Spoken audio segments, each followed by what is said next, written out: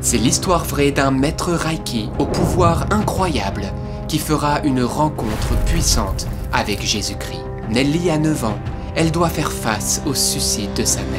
Elle décide alors d'invoquer les esprits des morts pour communiquer avec elle. La boîte de Pandore est malheureusement ouverte et elle se retrouve entraînée vers la cartomancie, les voyages astraux et le Reiki, jusqu'à même devenir maître Reiki.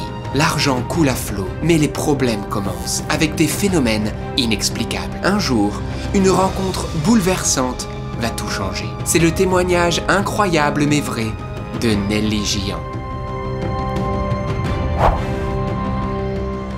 Oui, ce maître Reiki cherchait la vérité et elle l'a trouvée. Et à toi aussi, n'oublie pas de t'abonner pour ne rien louper des prochaines émissions. C'est parti, on se retrouvera juste après ce témoignage. Nelly, c'est à toi. Bonjour à tous, alors je suis Nelly Gian. Lorsque j'avais 9 ans, j'ai eu un drame dans ma vie, c'est le suicide de ma mère. Ça a réveillé une quête intérieure de savoir qu'est-ce qui se passait après la mort. Donc je me suis mise à tirer les cartes, le tarot de Marseille, les cartes normales, les runes, le pendule. J'allais voir des médiums.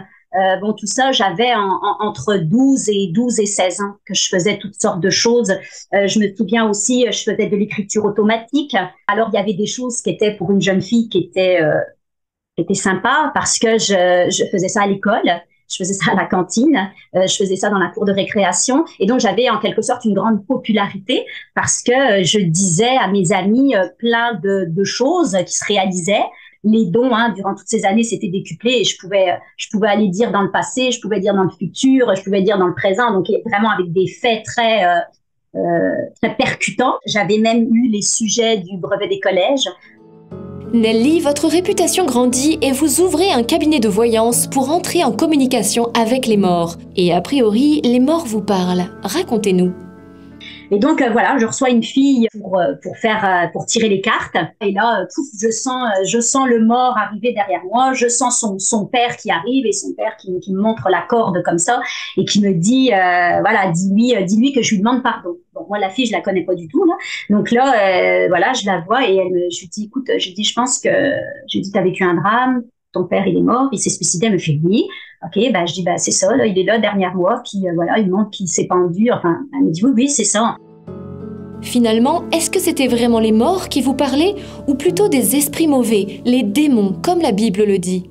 Et lorsque j'ai cette entité qui vient derrière moi, qui se présente en fait comme étant le père de cette fille, on pense que c'est la personne décédée, mais ce n'est pas la personne décédée, ce sont des démons qui bien évidemment, eux, étant des êtres spirituels, connaissent la vie de la personne, connaissent les pensées, connaissent tout, donc ils peuvent nous renseigner et peuvent prendre des apparences des personnes décédées. Le démon, c'est exactement. Donc en fait, quand il sait où est la faille, il sait la blessure de la personne en face de moi, il sait très bien que son père s'est suicidé et que si la personne dit je m'excuse de m'être suicidée, bon là ça fait comme oh mon Dieu, comment elle a pu savoir ça, cette fille-là, ça peut forcément être que mon père qui lui a dit, alors que pas du tout. Mais c'est comme ça que ça joue dans l'esprit des gens.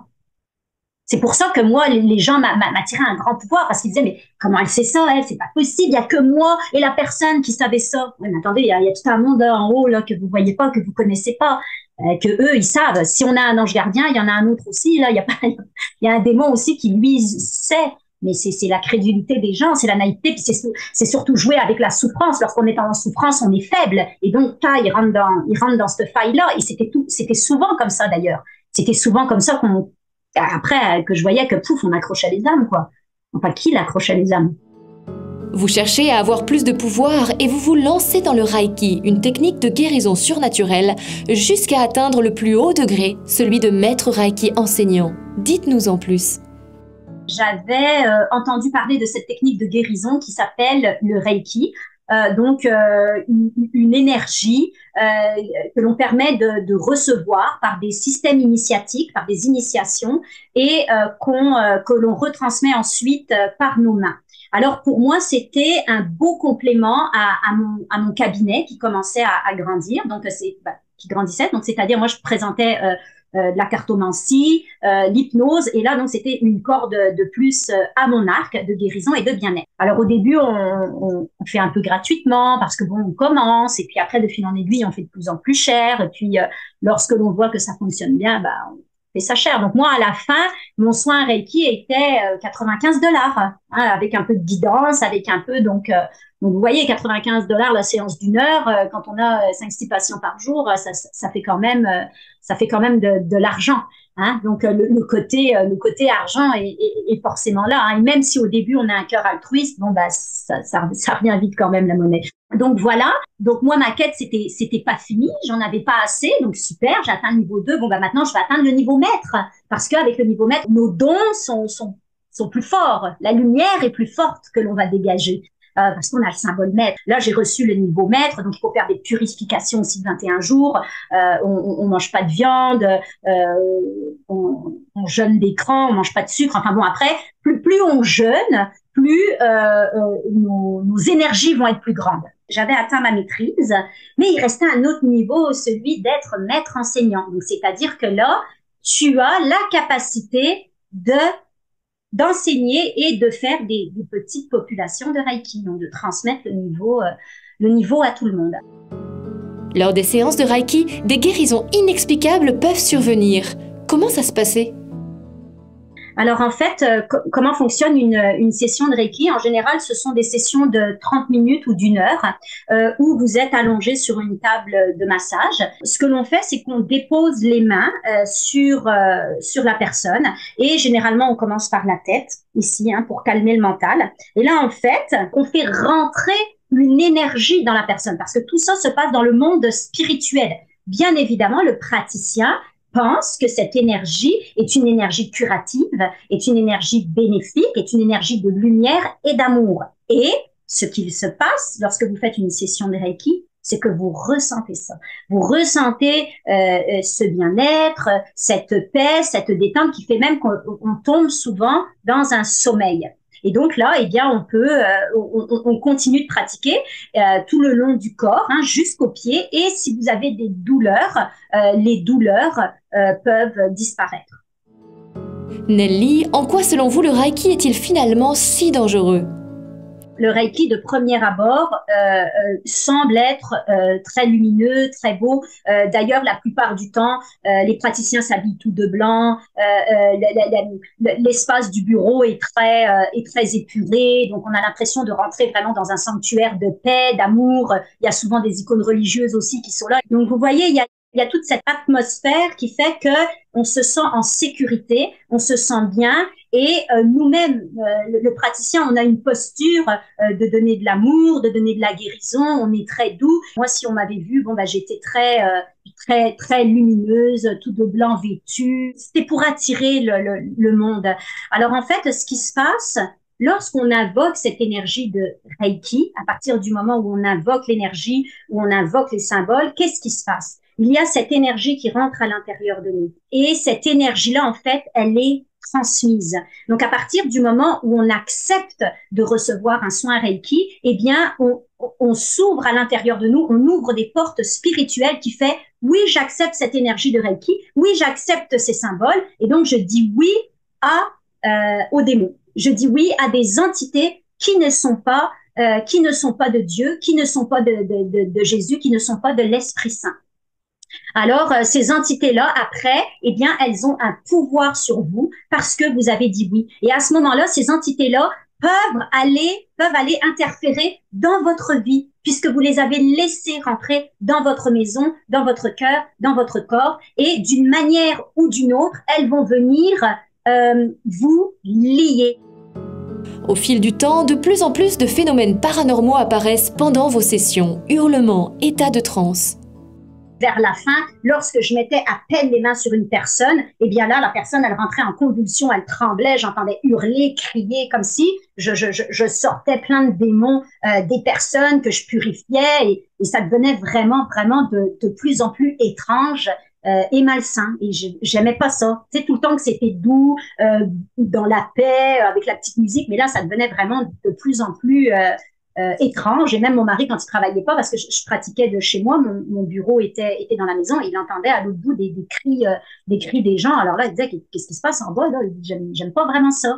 Et voilà, je disais, mais non, t'inquiète pas, c'est normal. Écoute, tu sais, moi, je commence à, tu sais, mon énergie s'amplifie, et forcément, c'est des guérisons qui sont plus puissantes, et voilà, je délivre les gens. En fait, lorsqu'il se passait des phénomènes paranormaux dans mon cabinet, lorsque je mettais les mains et que je voyais les gens rentrer en convulsion et crier, moi, je faisais appel à des divinités, le soin d'Isis, parce que c'était très à la mode, c'était pour retrouver son féminin sacré. Et donc, ça consiste à canaliser la déesse Isis. Donc, canaliser, qu'est-ce qui veut dire? Ça veut dire que l'entité de la déesse Isis vient à l'intérieur de nous pour que cet esprit parle à travers nous. Et moi, c'était tel que ma voix changeait. Et ce qui se passait, eh bien, ben voilà, moi, quand je mettais les mains, j'avais la sensation de délivrer la personne de tout ça, puisque c'est ce que l'esprit me disait. Mais moi, ce qu'il faut savoir aussi, c'est que moi, Nelly, n'était plus vraiment là. Donc, c'était l'esprit, en fait, qui agissait à travers moi. Et je rentrais à mon insu plein de démons dans la personne qui pouvait, eux, justement, opérer, et ça leur donnait des convulsions, des cris, etc.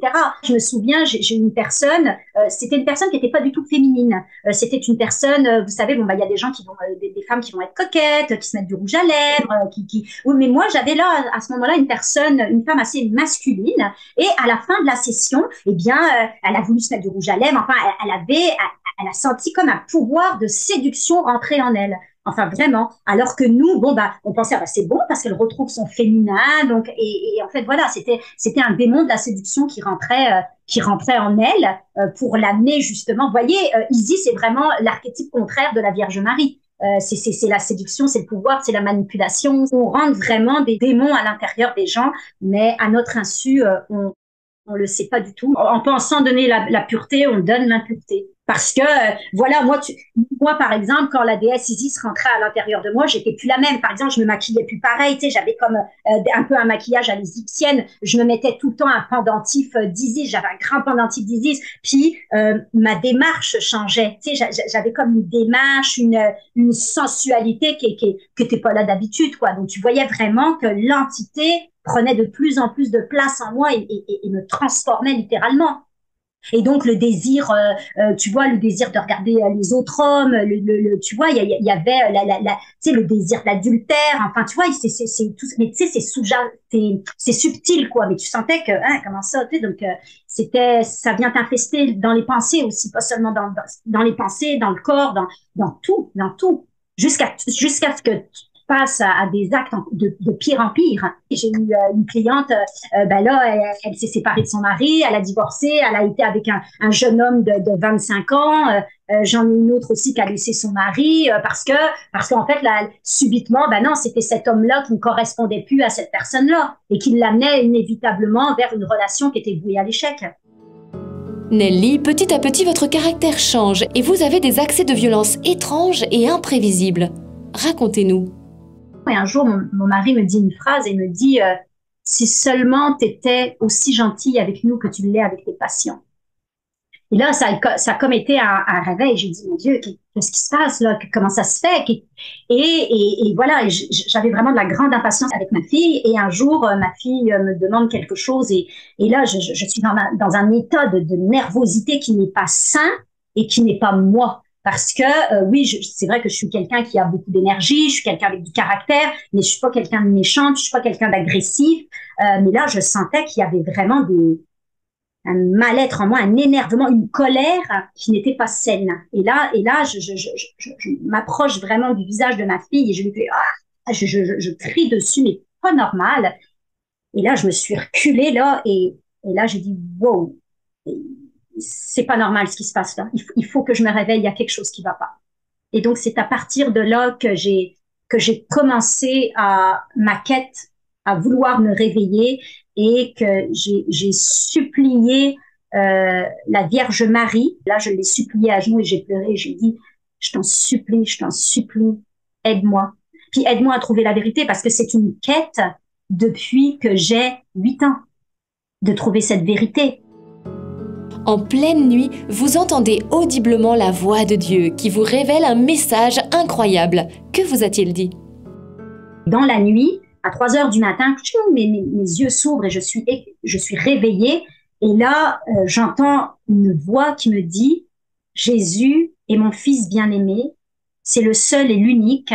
Confesse de ta bouche que c'est ton Seigneur et ton Sauveur et qu'il n'y en aura pas d'autre après lui. » Alors là, vous savez, c'était une voix qui est une voix d'autorité, mais pas autoritaire. Donc c'est une voix d'autorité. J'ai ressenti comme la voix du Père, le Père que je cherchais, ce Dieu, et qui, à travers cette parole qui est tranchante, qui est directe, je ne sentais pas une obligation. Je ne sentais pas une obligation à, c'était pas tu fais ça et c'est ça et non, c'était comme voilà ce que je te dis, voilà la réponse que tu veux, mais tu es libre de dire oui ou non si tu veux le choisir. Et dans la prière, ce que j'ai oublié de dire, c'était que j'avais dit si c'est ça Seigneur, si c'est ça mon Dieu, si c'est Jésus, alors je vais le suivre. Alors je vais t'écouter, alors je vais le faire. Parce que pour moi, là, j'étais rendue au bout, là, je voulais la vérité. Et donc là, ben, suite à ça, je me suis mise à genoux, j'ai pleuré, j'ai confessé de ma bouche que j'accueille Jésus comme étant mon Seigneur et mon Sauveur et que je vais marcher avec lui. Nelly, comment avez-vous réussi à accepter de vous être trompée pendant plus de 30 ans? Ça a dû être très difficile, non? C'est un effondrement total de croyances. Moi, depuis que j'étais enfant, je baignais dans le nouvel âge. Donc là, subitement, se mettre dans Jésus, dans les croyances du christianisme, dans la Bible, dans choses que je rejetais depuis toujours, ça a été un effondrement total de ma personne, de mes croyances, de ma pensée. Je pouvais plus faire confiance à moi-même. Je savais plus. J'étais comme un enfant qui devait réapprendre à penser, à parler, à marcher, à vivre. Ça a été un long cheminement. Vous savez, quand on reçoit le Seigneur, il y a comme une espèce de zèle, de feu qui est incontrôlable. C'est comme moi, je venais de découvrir la vérité, là. Vous vous rendez compte de la vérité que je cherchais depuis 30 ans, là. Donc moi, là, j'aurais pu courir comme David en pagne. Alléluia, alléluia. C'était ça. C'était comme, et il fallait que je le transmette à tout le monde, ça. C'est comme, vous comprenez pas, mais vous comprenez pas. Elle est là, la vérité. Donc, et donc, quand on est extrêmement zélé comme ça, bah forcément, on fait peur, hein, parce qu'on manque de sagesse, parce que donc les gens, ils pensaient que j'étais devenue complètement folle et que je faisais que parler de Jésus, de la religion, etc. Et ce que je faisais, c'est que moi, je voulais pas, je voulais continuer à guérir, parce qu'on peut guérir, mais je voulais pas vraiment renoncer à ma pratique. On voulait un pied dedans, un pied là. Je faisais quand même payer les gens. Ouais, mais là, donc là, après, j'avais un combat parce que, Jésus, c'est gratuit, on fait pas payer. Donc là, ça marche pas. Donc tout ça. Puis là, donc, je voyais bien, puis j'écoutais des mantras. J'étais entourée d'objets New Age, de statues de Bouddha. Écoute, là, ça m'oppressait. Je pouvais plus sentir l'encens de Babaji.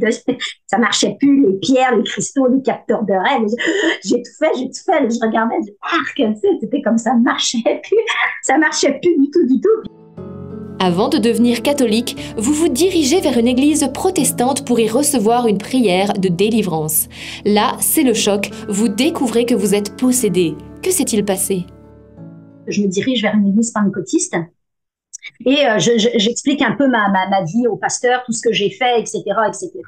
Et là, il me dit, il me dit, Nelly, t'es venue pour fermer les portes, hein. J'ai dit oui. Donc, il dit, tu renonces à tout ça, tu peux fermer les portes à tout ce que tu as ouvert. Et là, le pasteur et une sœur avec lui, une sœur chrétienne, ont commencé à réciter des prières de délivrance sur moi. Et j'ai eu une délivrance qui a duré 3 heures. Donc, c'est-à-dire qu'en fait, cette délivrance, je suis rentrée en convulsion, je suis rentrée en larmes, en tremblements, en sueur.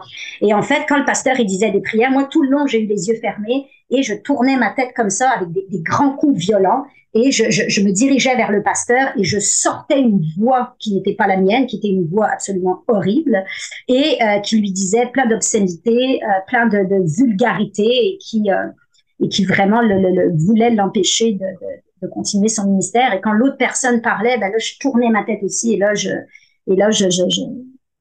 disais encore des méchancetés, des choses comme ça. Et au milieu, entre deux, il y avait Nelly qui pleurait, et qui hurlait, et qui disait, mais qu'est-ce qui se passe? Je vous en supplie, sortez-moi ça. Qu'est-ce qui se passe? Il y a vraiment beaucoup de démons qui sont sortis de mon corps, qui se sont manifestés de différentes manières. Par exemple, je lui faisais quand le pasteur sortait de 30 jours de jeûne, et donc ils n'avaient pas mangé, ils avaient faim et tout ça, et moi je ne le savais pas. Hein. Et donc là, à un moment donné, le démon va sur le pasteur comme ça, puis ça faisait déjà 3 heures qu'il était en train de me délivrer, là. On était rendu au soir, et là, je lui dis avec une voix susurreuse, pasteur, il est tard, tu as faim, tu n'y arriveras pas, va manger. Tu sais, je faisais toutes ou alors un démon, à un moment donné, il sert de la parole de la Bible en disant Jésus, je le connais, mais toi, qui es-tu, pour lui montrer qu'il n'avait pas d'autorité, qu'il n'avait pas de pouvoir dans sa délivrance. Donc, il allait comme tout le temps chercher le pasteur pour essayer de le... C'est une aventure qui est extrêmement traumatisante pour une âme parce que, ok, j'ai vécu 3 heures de délivrance, mais après, je peux pas aller dire ça à un psychologue, moi, là, je peux pas... vous voyez, c'est très... faut se remettre de ça. Et donc, après cette délivrance, après ces 3 heures-là, on est dans un état, mon Dieu, qu'est-ce qui s'est passé là? C'est terrible. Je suis rentrée, j'ai tout raconté à mon mari, et là, j'avais très, très peur parce que je me disais, mais il va me prendre pour une folle. Et le démon jouait avec ça aussi par la suite. Voilà, parce que je me disais, mais non, dire il faut que je la fasse enfermer, elle, ça marche pas. Tu sais. Et en fait, j'ai tout raconté ça, et il m'a accueilli avec un amour inconditionnel, une patience, une gentillesse. Il est extrêmement important dans ma reconstruction, mon mari, et je lui ai dit, écoute, j'arrête tout, c'est fini. Là, j'appelle tous les clients que j'ai, là, et j'annule tout, c'est fini. Et j'ai pris tout ce que j'avais. C'était des milliers de dollars d'outils, d'objets, de cours, de tout. Et ça, écoute, j'ai mis des jours et des jours à tout jeter, tout ce que j'avais, là, à faire le tour de la maison. Et puis bon, il y a eu cette grosse prière de délivrance, mais il y en a eu plein d'autres aussi par la suite, après, différemment. Vous aviez de gros préjugés sur l'Église catholique. Et c'est là que pour la 2e fois, la voix de Dieu se fait entendre. Que vous a-t-il dit ? Donc, j'ai cheminé comme ça dans plusieurs églises, et c'est comme si à chaque fois, je ne ressentais pas la vérité de l'évangile. Alors, je me suis dit, bon, allez, je vais aller méditer chez les catholiques. Mais j'ai dit, ils mourront pas, là, ils vont pas, parce que vous savez, les protestants, eux, n'aiment pas tout ce qui est icône, ils considèrent les catholiques comme des idolâtres. Donc, si j'allais dans une église catholique, forcément, j'allais me faire infester à nouveau par des démons, parce que ce sont des idolâtres. Alors, ce qu'on me disait un peu, c'est, Nelly, si tu vas vers là, ça va faire comme la personne dans la Bible où elle s'est fait délivrer de démons, mais ils reviennent avec une horde de démons dans la maison. Donc, j'avais une peur énorme d'aller chez les catholiques. Je me disais, mon Dieu, je peux pas me refaire avoir par des démons avec tout ce que je viens de vivre. Non, non, non. Donc, pourquoi je suis allée chez les catholiques? C'est parce que je voyais pas de retraite protestante, je voyais pas de camp protestant, je voyais pas tout ça. Donc, je me suis dit, il y a une petite abbaye pas loin de chez moi, je vais faire mes petites affaires, je vais aller dans ma petite cellule, puis les sœurs, elles sont cloîtrées, j'en verrai aucune. Et en fait, voilà, en allant à l'abbaye, qui m'accueille? Une sœur. Alors là, je dis, c'est pas vrai, il y a une sœur qui m'accueille. Je pensais qu'elles étaient cloîtrées. Pourquoi c'est une sœur? Pourquoi c'est pas une laïque qui vient m'accueillir? Donc déjà là, ça marche pas, là, je suis pas contente. Mais là, elle me dit, cherchez plus. Elle dit, on a tout dans l'église catholique, on a les sacrements, on a tout. Elle est là, la vérité, elle est là. J'ai dit, non, ne dis pas ça, non, je veux pas. Puis là, elle me dit, viens assister avec moi à la célébration des chants. Et puis, donc là, je suis à côté d'elle, et puis là, elle ouvre son livre, et puis elle commence à embrasser ses icônes et tout, tu sais. Puis je fais, oh mon Dieu, qu'est-ce que... Oh, j'ai dit, mon Dieu Seigneur, j'ai dit, pardonne-moi. Oh, je suis avec des idolâtres. Oh, j'ai dit, Seigneur, je t'en supplie, je te demande pardon. Oh, j'ai dit, mon Dieu, fais en sorte que j'ai pas de démons qui rentrent. Pourquoi je suis venue là? Je t'en supplie, tu sais. Là, je prie pour la sœur, là, j'ai dit, mon Dieu, je t'en supplie, délivre-la. Fais comme Saint Paul à Éphèse, là, viens faire un signe, là, tu sais, détruis le temple, je sais pas, fais quelque chose, Seigneur, mais je t'en supplie, il faut que je sorte de là, faut la libérer, la sœur, tu vois bien, je suis en mauvaise posture, là. Et puis là, d'un seul coup, j'entends, qui es-tu pour juger mon église? Ces femmes sont ici de leur plein gré, en adoration pour moi, et c'est un avant-goût du ciel sur la terre. Là, j'ai entendu cette même voix que j'ai entendue à 3 heures du matin dans la nuit, là. C'est la même voix, cette voix avec une autorité, une vérité, une force, mais pas un jugement, pas une culpabilité, pas une... Tu sais, quand il a dit « Qui es-tu pour juger ?» c'était pas une accusation, c'était comme pour me remettre à ma place. Et comme un enfant, je me suis sentie comme un enfant, comme une petite fille que papa, il dit « Arrête, tu sais, arrête. » Et là, je me suis assise sur mon banc comme ça en prière, je me suis sentie toute petite, je me suis sentie dans l'humilité, j'ai dit... C'est comme si là, je venais d'avoir que la révélation que l'Église catholique est l'Église du Christ. C'était comme cette Église où j'entendais dans les églises protestantes, ce sont des églises d'hommes et que j'arrivais pas encore à trouver l'Église. Et bien là, c'était comme la vérité descendait en moi et c'était, elle est là, l'Église du Christ, c'est elle. Et là, je me suis dit, pardon Seigneur. Là, je me suis mise à pleurer, à pleurer, à pleurer. Nelly, vous allez ensuite expérimenter combien la Vierge Marie a un rôle majeur dans nos combats spirituels. Elle va vous sortir d'une situation désespérée. Pendant 3 jours et 3 nuits non-stop, constamment dans ma tête, c'était suicide-toi. Et c'était tu es folle. Si tu parles de ça, tu vas être enfermée dans un hôpital psychiatrique. Tu perdras ta fille, tu perdras ton mari, tu perdras tout. Tu vas finir dans un hôpital. Alors suicide-toi, suicide-toi. N'en parle à personne, ne dis rien.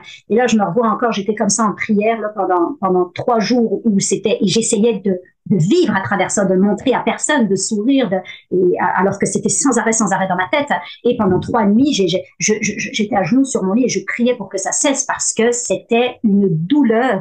C'est comme si j'ai vécu l'enfer sur la terre. Et ça m'a dit, tu vois, une âme qui n'est pas en paix, elle est tout le temps dans le tourment. Une âme en enfer, elle est tout le temps dans ce tourment-là. Et là, je me suis souvenu que en Guadeloupe, j'avais une amie qui était retournée au catholicisme et ça faisait 20 ans que je la connaissais.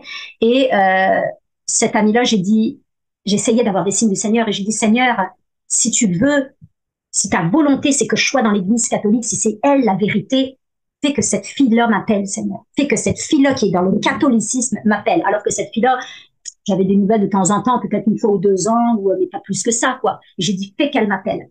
Et en fait, cette fille-là, pour faire une histoire courte, j'ai reçu une photo de son fils et il m'a dit, maman va t'appeler demain. Et donc, j'ai dit, wow. Pour moi, c'était une réponse, c'était un signe à ma prière que Dieu voilà. Et donc là, elle m'a appelée, puis j'ai osé lui parler de tout ce qui m'arrivait. Et c'est elle m'a dit, écoute Nelly, t'es infestée. Elle m'a expliqué tout ce que je vivais. C'est des démons qui veulent pas que tu te rapproches de l'Église du Christ, de l'Église catholique. Les démons ont en horreur l'Église catholique. Alors, elle dit, je vais faire dire des messes pour toi. Elle dit, récite ton chapelet. Et moi, comme la Vierge Marie chez les protestants, il fallait vraiment pas. C'est juste une servante, il faut pas. J'ai dit, non, je ne peux pas. Donc, il y avait un réel combat à adhérer au catholicisme. Je suis pas bien, quoi. Je me dis, mais comment je vais sortir de ça? J'ai cru que jamais j'arriverais à sortir de ce tourment-là. Et elle m'a dit, récite ton chapelet. Récite ton chapelet. J'ai dit, non, je peux pas. Et à partir du moment où j'ai entrouvert la porte à Marie, où j'ai reconnu que j'avais besoin peut-être de son aide et que j'ai commencé à faire mon chapelet, j'ai senti que ça partait. Toute l'oppression est partie. Toute l'oppression.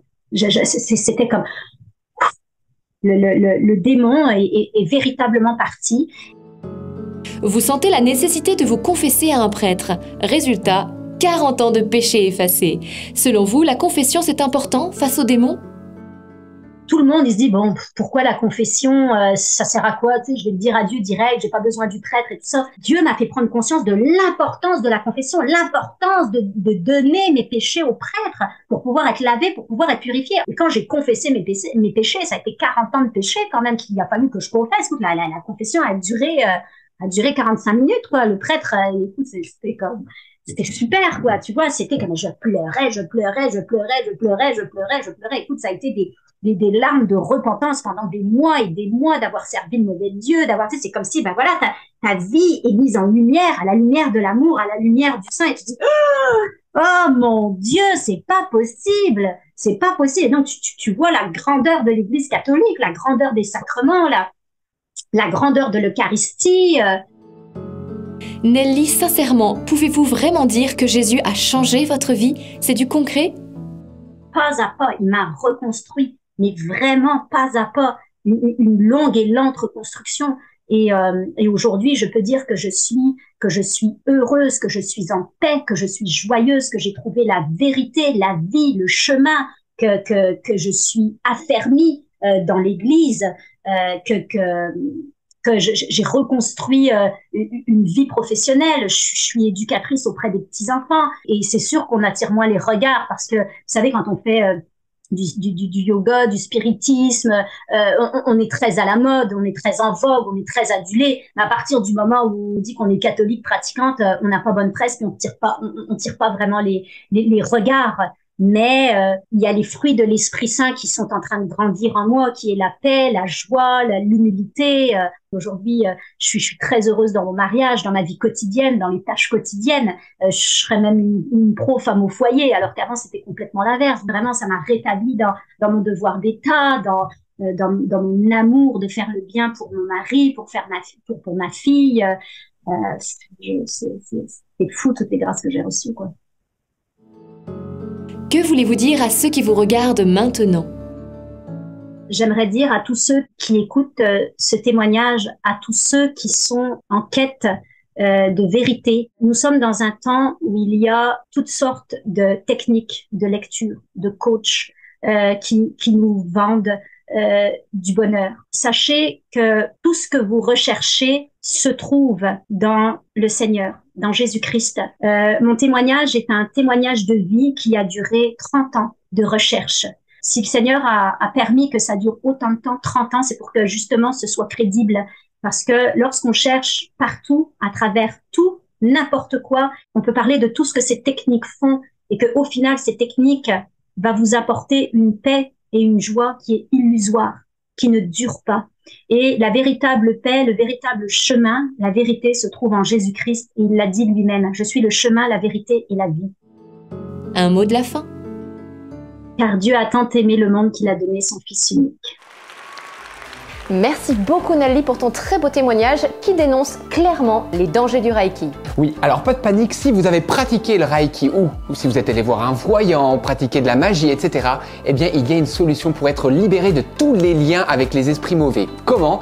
Eh bien tout d'abord, allez vous confesser de vos péchés, demandez pardon au Seigneur de tout votre cœur, il vous pardonnera et il vous libérera. Et bien sûr, si vous en ressentez le besoin, n'hésitez pas à aller voir un prêtre exorciste, il saura vous conseiller et si besoin, il priera pour votre délivrance. Oui, tout à fait Lucie, et d'ailleurs, ce témoignage nous rappelle qu'on ne peut pas avoir plusieurs maîtres, plusieurs dieux, non. Jésus est le seul Sauveur et Seigneur, ce Dieu qui s'est fait chair pour nous sauver il y a 2000 ans, qui est mort sur cette croix pour nous libérer du diable, pour nous libérer de nos péchés. Alors voilà, peut-être ce soir, eh bien t'étais un peu dans toutes ces choses ésotériques et tu ne sais pas quoi faire, tu as peut-être envie de donner ton cœur à Jésus. Eh bien c'est le moment, il t'appelle, que faire?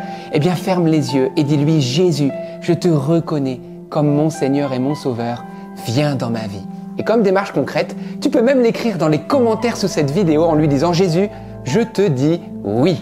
Alors surtout, ne partez pas, nous allons maintenant prier pour vous, pour vos intentions et nous sommes sûrs que Jésus va vous combler de grâce. Seigneur Jésus, nous savons que tu es présent et nous te demandons maintenant de visiter tous ceux qui sont en quête de vérité, tous ceux qui cherchent le bonheur et la plénitude. Viens te révéler à eux avec puissance. Oui Seigneur, tu es notre Dieu, c'est toi qui nous as créés. Et comme dit Deutéronome au chapitre 18, qu'on ne trouve chez nous personne qui pratique divination, invocation des esprits ou magie, etc. Non, parce que tout cela attire la malédiction. Mais toi Jésus, tu nous donnes la bénédiction et la vie éternelle. Jésus, nous avons besoin de toi. Amen. Et nous vous proposons maintenant de demander l'intercession de la Vierge Marie, celle qui écrase de son talon le serpent, afin qu'elle nous donne toujours la victoire dans tous nos combats. Je vous salue Marie, pleine de grâce, le Seigneur est avec vous. Vous êtes bénie entre toutes les femmes, et Jésus, le fruit de vos entrailles, est béni. Sainte Marie, Mère de Dieu, priez pour nous pauvres pécheurs, maintenant et à l'heure de notre mort. Amen. Eh bien voilà, c'est déjà terminé, mais attention, on vous donne un rendez-vous en direct quotidien tous les soirs, 19h30 sur cette chaîne YouTube NDML. On se retrouvera avec des milliers de personnes pour prier le chapelet ensemble à vos intentions et des vrais miracles pleuvent tous les jours. Surtout, ne partez pas sans vous abonner si ça n'a pas déjà été fait. C'est tout simple, vous suivez les indications à l'écran, vous cliquez sur s'abonner, la petite cloche et activez toutes les notifications et ainsi vous ne louperez pas les superbes prochaines émissions. Et j'ai le droit de m'abonner moi aussi? Tu peux t'abonner. Yes! Et donc si tu as aimé, eh bien like cette émission. Et si t'as pas aimé, eh bien like quand même cette émission parce que t'es sympa. Et bien sûr, n'oubliez pas également de partager sur vos réseaux sociaux parce que oui, le monde a besoin de connaître les dangers de l'occultisme. Et bien voilà, on se retrouve dans 15 jours. D'ici là, n'oubliez pas que rien n'est impossible. Adieu. À bientôt.